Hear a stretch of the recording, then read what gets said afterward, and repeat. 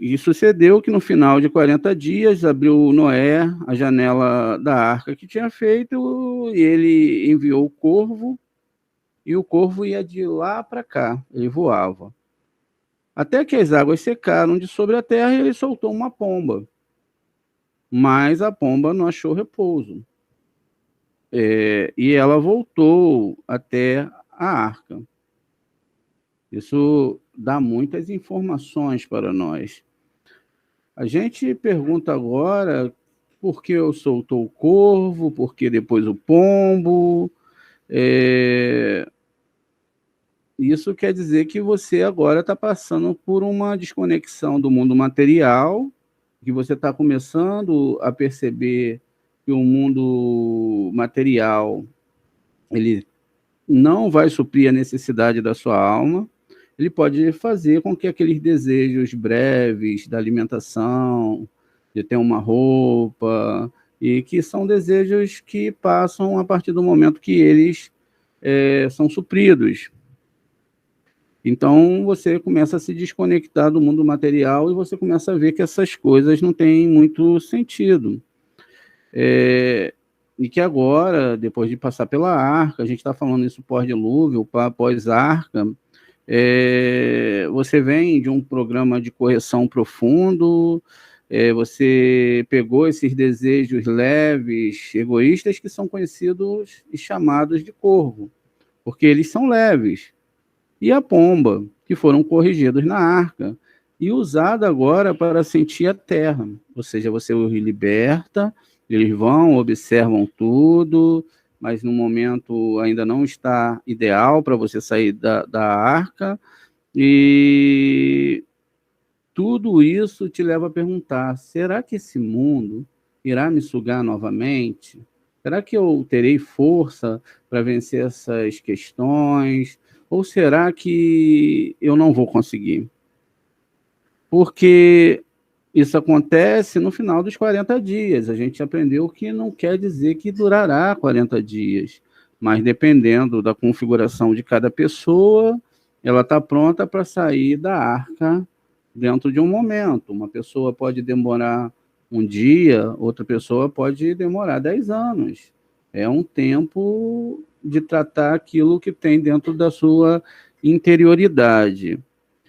E a janela que foi feita, né, é a qualidade do Criador, a qualidade da criação absoluta, ou a qualidade de uma mãe. O que você está criando dentro de todo esse nível de espiritualidade é exatamente essa pequenina janela.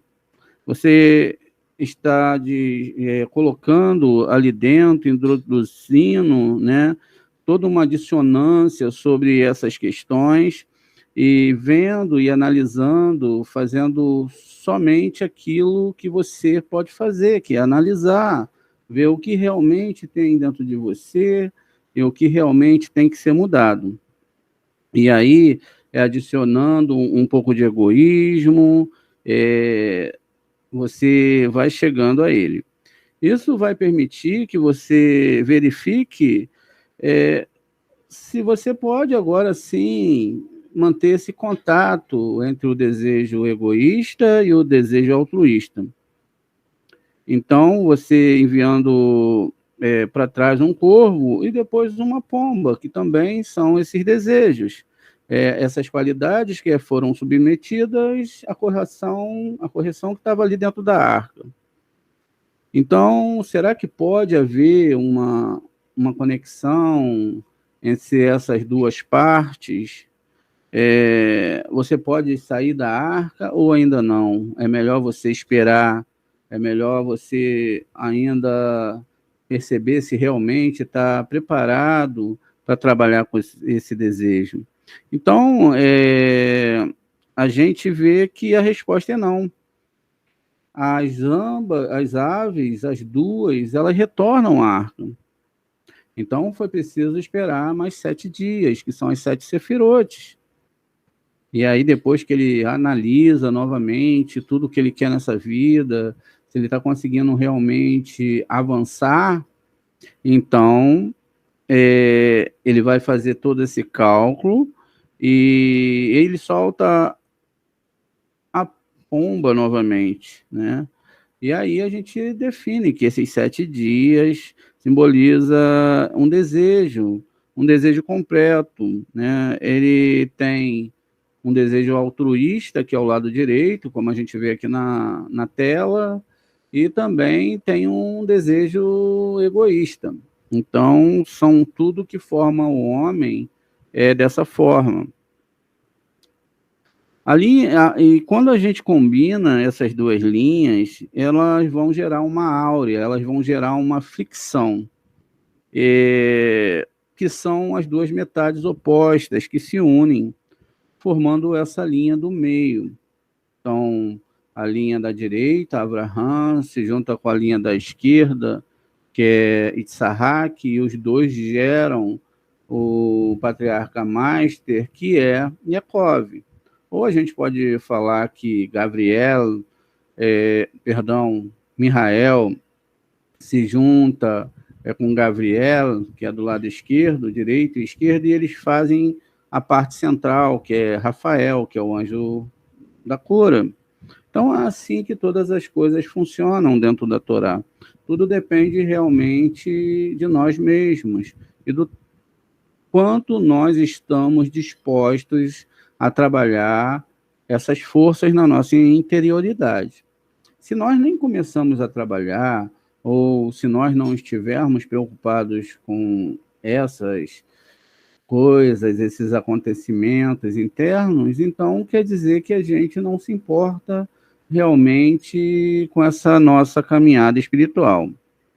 E assim, a linha do meio é o único desejo dirigido para cima, para o mundo espiritual. É lá que você tem Keter, Tiferet, Yesod e Malhut. Assegurado que todas as criaturas tenham sua integridade garantida. Nenhuma única força vai ser desperdiçada, nenhuma palavra redundante. Pelo contrário, é tudo sobre a aplicação correta de todas as forças que você tem que colocar nesse processo e que vão ocorrer dentro de cada ser humano, que é chamado de Adão. E esse pequeno desejo agora, de uma forma mais altruísta, ele pode ser chamado de um bebê, é um desejo que é nascido e que já está fora do útero da sua mãe, fora da arca, e como ele é recém-nascido, é aquele desejo espiritual nosso, de querer, naqueles primeiros momentos, nos imbuir totalmente do estudo da Torá. E aí a gente vai começar a explorar o próximo grau. Esse próximo grau é uma correção, porque a cada nível que se avança, só pode se avançar por uma correção. E aí é chamado de Yanikah, amamentação. É quando a gente lê na Torá que Sara amamentou todas as crianças. O recém-nascido ainda não pode andar, mas ele já está respirando o ar da terra, exigindo sustento, chutando seus pés. Isso significa, ao nosso desejo de doar, pode receber uma pequena pitada de egoísmo, com a qual ele pode lidar e corrigir corretamente. E aí a gente começa a embarcar nesse caminho de correção, embora esse desejo seja apenas uma criança, agora vai se transformar no líder da nova geração. Ou seja, ele vai levar todos os outros desejos, ainda não corrigidos, para o Criador, para que, perante o Criador, eles sejam corrigidos. E continua o texto, e a pomba voltou para Noé, ao anoitecer, e havia na boca uma folha de oliveira recém-arrancada. Assim soube Noa que as águas tinham minguado de sobre a terra. Isso é o significado que agora você pode começar a trabalhar. E é hora de sair da arca e trabalhar diretamente com o seu ego, a única barreira que existe entre você e o Criador. Com atenção a princípios para garantir que ele não estrague as jovens e frágeis e florescências altruístas. Ou seja, toda vez que você tiver um desejo altruísta, você vai ser testado dentro daquilo que você tem de negativo, e assim o Eterno vai trabalhando com cada um desses desejos. A folha de oliveira arrancada da pomba, o que significa aqui? Ela simboliza a luz da vida, o que só pode ser recebido de um desejo altruísta e não de um desejo egoísta. Esse Noah, que é também a criança dentro de você, ou a alma dentro de você, então ele traz esse relatório de como você vai lidar corretamente com esses desejos egoístas, se você foi suficientemente purificado com a luz de misericórdia, e como prova disso, você recebe essa luminescência que é chamada a folha de oliveira. Quer dizer, se você já não é mais a pessoa que você era ontem ou há um mês atrás, porque os 40 dias não são dias nem tempo, isso quer dizer então que você está conseguindo avançar. Ainda que algumas pessoas caminhem mais rápido, outras pessoas caminhem mais lentamente, vai depender de quanto ela se preocupa e de quanto ela se dedica.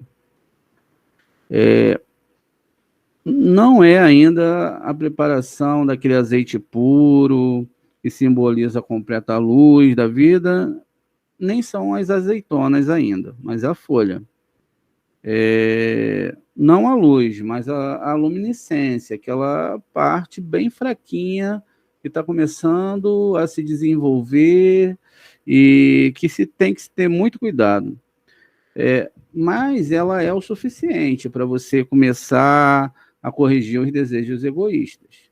Porque agora, além de você estar estudando, entendendo, você começa a ter uma percepção maior, que toda vez que você ama, que você fala da bondade de Hashem, que você tenta ajudar seu próximo, não se importa só com você mesmo, parece que uma coisa muito boa acontece dentro de você. Isso vai levando com que você faça mais atos de doação. Então, Hashem fala a Noa, dizendo, vá em frente, e sede fecundo e multiplicai sobre a terra. Você superou essa fase da correção chamada arca. Você superou, amadureceu com ela, você essencialmente nasceu de novo, então agora você pode ter certeza de que não haverá mais enchente. Esta é a bênção que o Criador deu para Noé e seus filhos. O altruísta corrigido deseja ser fecundos e multiplicar sobre a terra. Agora que todos esses estados foram deixados para trás, pois você ultrapassou, e agora o altruísmo, a qualidade de doação do Criador se junta com o egoísmo, a qualidade da criatura. E aí agora você está pronto para colocar os pés no chão, embarcando no caminho abençoado, onde você irá corrigir esse ego.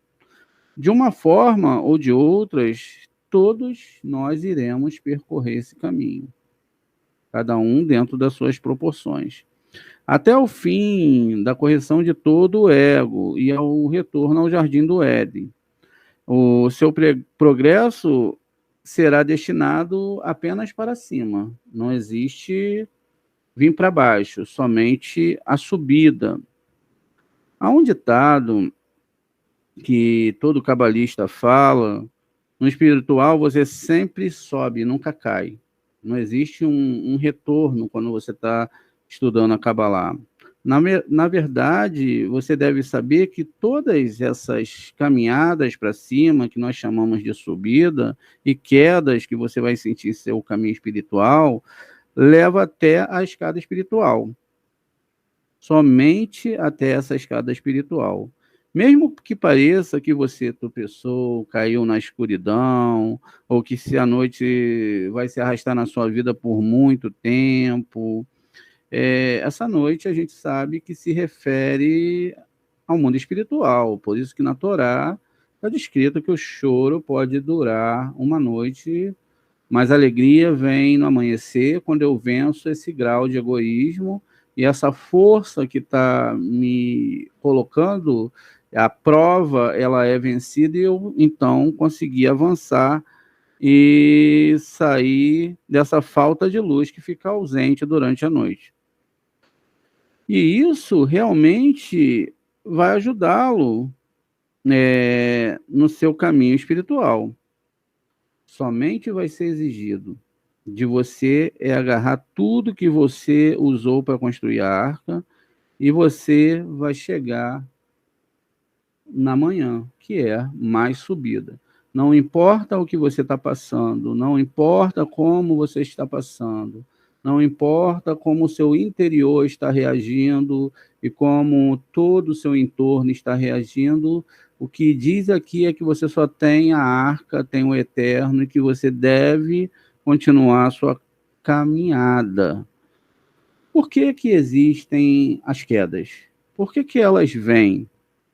É porque a qualidade do criador de doação dentro de nós cresceu forte, o suficiente para lidar com a outra parte do ego. Então agora existe uma guerra entre essas duas partes, que é imediatamente fornecida para a correção. O trabalho não deve parar, temos que passar pela purificação completa. Por isso que acontecem essas quedas. E haverá momentos em que você sente as quedas e ouve as perguntas do ego. E você corrige depois, porque você vai ser sempre indagado. Essas perguntas elas nunca vão mudar, pois são muito lógicas, né, e terrenas. Mas você é a mesma pessoa. Você já teve um gostinho do estado espiritual, saiu da arca, e você sabe que a noite vai chegar e transformar-se em manhã. Então, a partir desse ponto, você deve começar essa correção estudando muito profundamente a Cabala, a Torá. E aí você vai chegar numa nova terra, onde o Eterno ele acaba mandando você sair da arca e que agora você tem um caminho para andar. Então falou Deus a Noé, dizendo: sai da arca, tu, a sua esposa e teus filhos, e os filhos das tuas esposas contigo, todos os seres vivos, toda a carne que estão com você, tanto aves e gados, todos os répteis que rastejam sobre a terra, para que possam abundar a terra, e serem frutíferos e multiplicarem-se na terra. Sair a nova terra é o que vai acontecer com você agora. Aqueles desejos que são chamados de eretes, de terra, eles já estão começando a mudar. Você vai ver a terra de forma diferente, não vai ser jamais a mesma coisa. Você vai encontrar alegria em tudo, se você estiver no ambiente certo. Você começa a perceber que tudo ao seu redor é dado a você como auxílio em seu desenvolvimento espiritual. Parece que acontece um milagre atrás do outro. E os ajudam e a você, né, em qualquer caso de sofrimento que transpareça. E é apenas um ajuste para evitar que você tropece, lembrando que tudo vem de Hashem. O bem e o mal vem de Hashem. Não existe outra fonte.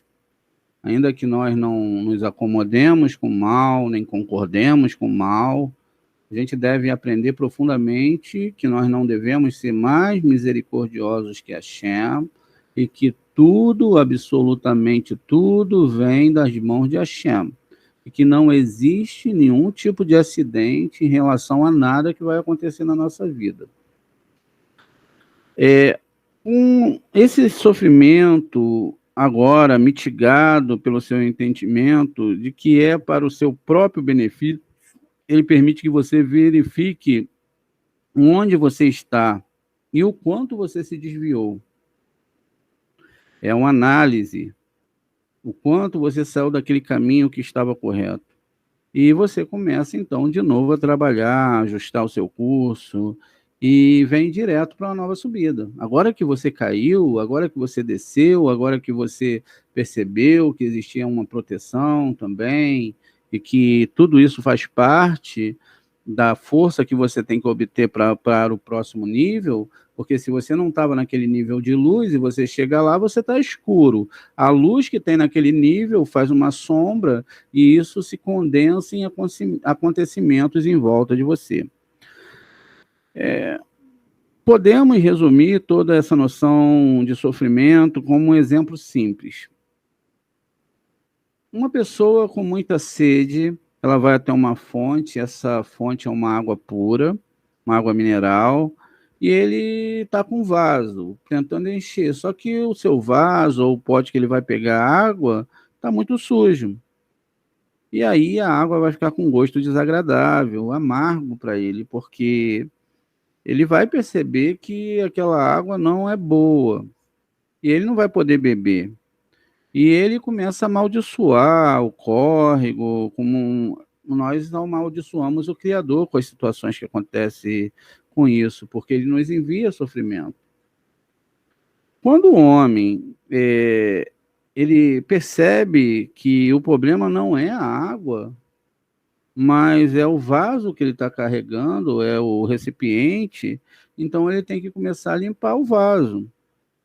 E aí ele vai perceber que se ele limpar o vaso adequadamente, essa água, ela vai ser mineral, ela vai ser límpida, ela vai ser saborosa e que realmente ela não vai ser uma água amarga.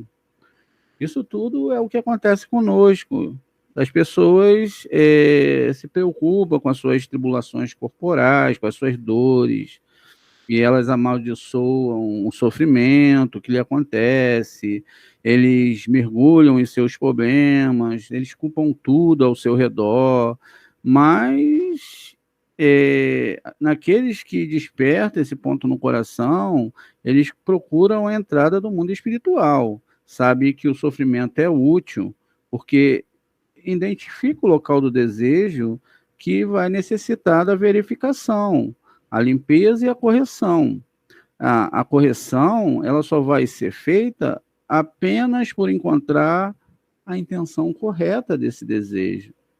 Tudo isso vai dar trabalho. Então, esse desejo, ele vai permanecer apenas com a intenção de mudar.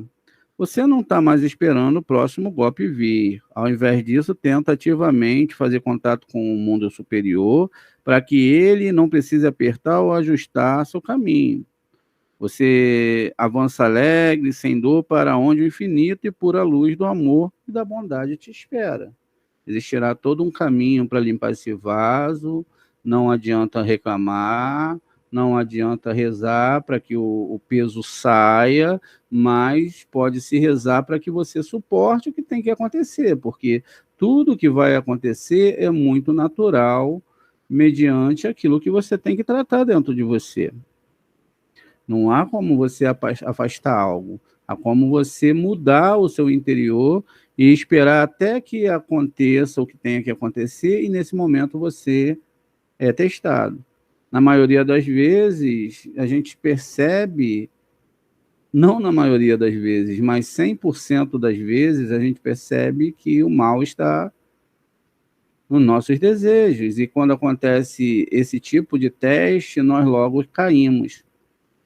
E aí, batemos a mão no rosto, na testa, e gritamos, e percebemos que o erro está em nós. Essa luz que vem destinada a você, ela sempre vem com água pura. Todos nós sentimos sede, queremos beber dessa água. Entender esse conceito que é simbolizado por Noa, saindo da arca para a nova terra. E diz: e uma nova terra, porque a terra que foi amaldiçoada pelo Criador, seus desejos egoístas é que foram amaldiçoados, começou a render frutos, desejos egoístas, juntaram agora desejos altruístas, permitindo que a vida apareça, o que constantemente leva o homem para o objetivo da criação. E continua. E Deus lhe disse: esse é o sinal do pacto que firmo entre mim e vós, que todo ser vivente que está convosco por gerações perpétuas, coloquei o meu arco nas nuvens, e ele será sinal de um pacto entre mim e a terra. Esse arco-íris é uma restrição que o Criador toma sobre si para realizar um verdadeiro juízo sobre o homem. Não fazer mais inundações nem ruínas, apesar de suas ações, porque você ainda é um egoísta por natureza. Você ainda não trabalhou os seus desejos, mas você vai ter que ser levado a essa correção máxima. Então, o Criador se compromete em levá-lo através de bom caminho, o caminho do amor. Mesmo que você possa perceber esse caminho cheio de sofrimento, porque você está com um vaso sujo. Na verdade, toda luz que cai é de uma fonte só e tudo é bem. O que transforma essa luz em mal é a nossa interioridade, é o vaso que está sujo. É como se você pegasse a divindade e falasse para ela: olha, você está errado em me fazer isso, ou me dar isso, eu não mereço isso. Então, por que que isso está acontecendo comigo? E aí você vê que é você que tem essa ótica do mundo, e é você que não tem é, as propriedades corretas e a limpeza correta no seu CRI, para que você possa entender isso. E é por isso que muitas pessoas chegam reclamando dos seus problemas, e às vezes esses problemas são bem pesados. Com isso, você deve começar realmente a limpeza desse vaso, e você chegará a saborear o verdadeiro sabor da água, ou seja, o gosto da divindade.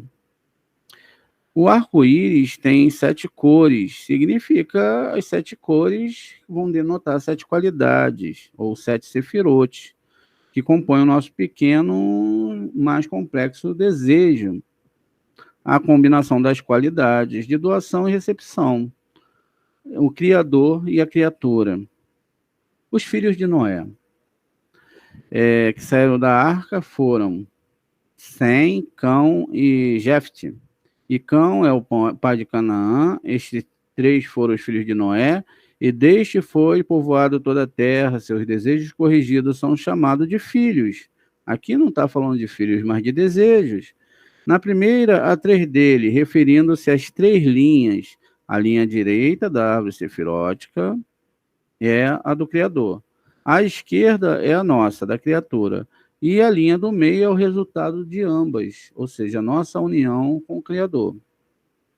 Os 3 filhos geram toda a vida sobre a terra. Vida é tudo aquilo que se opõe ao egoísmo, é toda a vontade de estar em doação. Se às vezes as coisas ao seu redor parecem sem vida, não se opondo ao ego, mas de serviço a si próprio, levando à ruína e à morte, e despedaçando o mundo. Pare, pense sobre o objetivo e continue o seu trabalho em corrigir a si mesmo e ao mundo. Tudo é criado com um único objetivo: unir-se ao Criador. O mundo espiritual, ele está prestes a ser revelado. E ele será revelado a você. Tudo é regido por uma lei, a lei do amor do Criador. E diz ainda aqui: e tinha toda uma terra, uma mesma língua, o mesmo discurso. Como você pode ver, após o dilúvio, todos os desejos são destinados somente ao Criador. Junto, eles formam um todo único entre si com a natureza. Tudo que eu vou desejar agora tem que ser para o bem da Kadosh Baruch Hu, pela santidade da Kadosh Baruch Hu. Eu não posso me dar com a Kadosh Baruch Hu, senão para pedir a minha retificação. Eu estou aqui só para me retificar.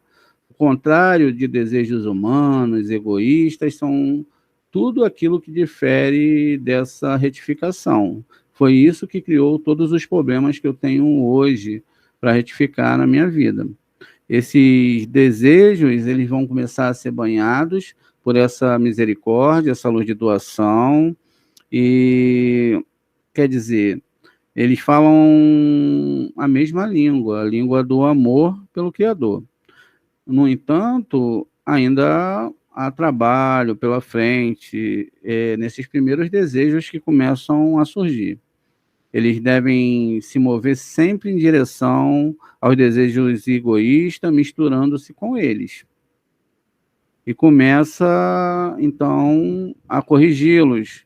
Ele começa com o mais fácil, passando para os mais difíceis, até que você esteja com o ego totalmente corrigido. O objetivo é limpar o vaso para pegar a água pura. No mundo espiritual, o novo grau é sempre precedido por uma descida. Para aqueles que entendem que a descida marca essencialmente o começo de uma subida e uma ocasião alegre. Você já sabe que após o procedimento de uma determinada parte do ego, outra parte será adicionada, sinalizando uma nova subida, portanto, maior revelação do Criador. E isso te inspira. O grande cabalista Shimon Bar Yochai, autor do livro do Zohar, ele deleitava-se nas alturas espirituais que não podemos nem sequer imaginar. Mas antes de cada subida para o novo grau, ele experimentava uma descida. E antes que ele ascendesse até o final, no degrau 125, a descida foi tão profunda que o autor da única obra mais célebre da Cabala se sentiu como um vendedor ambulante de mercado, sem qualquer realização. Ele esqueceu até mesmo as letras hebraicas. Então, foi o nível que ele caiu. A diferença entre ele e as pessoas mais comuns que experimentaram as quedas é que ele sabia com certeza que esse estado iria passar logo. Ele chegou, mas ia passar, pois procedia um estado de transição para um grau ainda maior. Você só precisa se assegurar que antes de cada subida lhe é dada uma parcela adicional de ego que deve ser corrigida. Nunca se pode saber o que está por vir no mundo espiritual. Cada novo nível é uma viagem desconhecida. O inferior pode se atingir o superior até que esse último eleve ao seu nível. Como foi mencionado anteriormente, você atinge o nome de um grau que é um dos nomes do Criador, somente quando você tem atingido o próprio grau. Então, como tudo que foi exposto, conclui-se que os mundos espirituais existe apenas subida, e até mesmo a sensação de uma descida constitui ainda outra subida no caminho para o objetivo da correção.